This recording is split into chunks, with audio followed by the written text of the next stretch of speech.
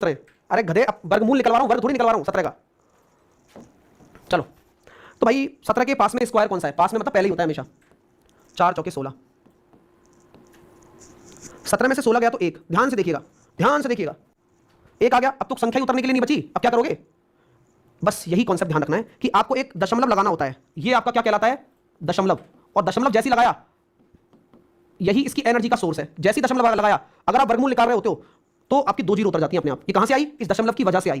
दोबारा रिपीट करूं भाई, 4 चौके 16 हो गया, 1 आ गया, अब तो रुक जाते आप। तब दशमलव आया और दशमलव ने क्या दे दिया? 100 का गुणा कर दिया। एक दशमलव 100 का गुणा कर देता है डायरेक्ट। सर ज्यादा गुणा क्यों नहीं करता? दशमलव यहां 100 का गुणा करेगा क्योंकि वर्गमूल वाला केस है। फिर प्रोसीजर क्या है सर? 4 और 4 8। अब आप यहां क्या रखोगे जिससे कि 100 से कम आ जाएगा? जल्दी बताओ, आप यहां क्या रखोगे जिससे 100 से कम आ जाए? 1 ही रख पाओगे? हाँ सर, क्योंकि आप जानते हो जो भागफल आता है उसी का गुणा करते हैं संख्या से। तो 81 एकम 81 हो गया। यहां तक किसी को कोई समस्या तो नहीं है? कोई समस्या किसी भी बच्चे को? किसी भी बच्चे को कोई समस्या? बोले सर नहीं है। अब 100 में से अगर 81 चले गए तो कितना आ गया? 19। कोई दिक्कत? एक जो पहले भागफल आया था वो दोबारा जुड़ेगा? बिल्कुल जुड़ेगा सर, बिल्कुल जुड़ेगा, कोई दिक्कत नहीं है।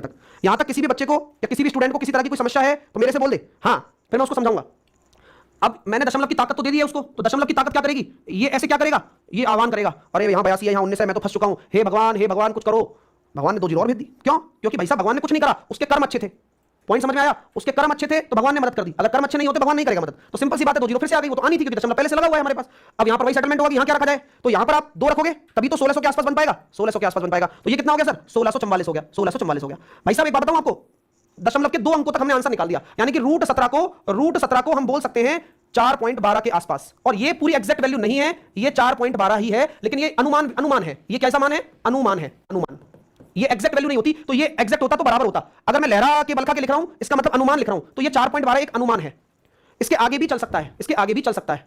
ठीक है मेरे भाई? इसके आगे भी क्या करोगे? फिर से घटाओगे सर जी 56 और 256। फिर से शक्ति का आह्वान होगा, फिर से 2 जीरो आएंगी, फिर से ये 2 जुड़ेगा, फिर से 824 हो जाएगा। अब 824 में ऐसा क्या रखूं जिससे कि बात 25,000 के आसपास चली जाए? तो बोले सर 3 रख दो यहां पर, तो 3 रख दिया आपने। तो आगे और सॉल्व कर सकते हो, 3 से मल्टीप्लाई करोगे तो इतना समझ में आ गया कि 4.123 और आगे चलता चला जाएगा। तो पहली बात तो मेरे स्टूडेंट्स, आप एक बार कैलकुलेटर से कैलकुलेट कर लो। ठीक है, एक बार कैलकुलेटर से कैलकुलेट कर लो कि आपका एग्जैक्ट आंसर क्या आ रहा है।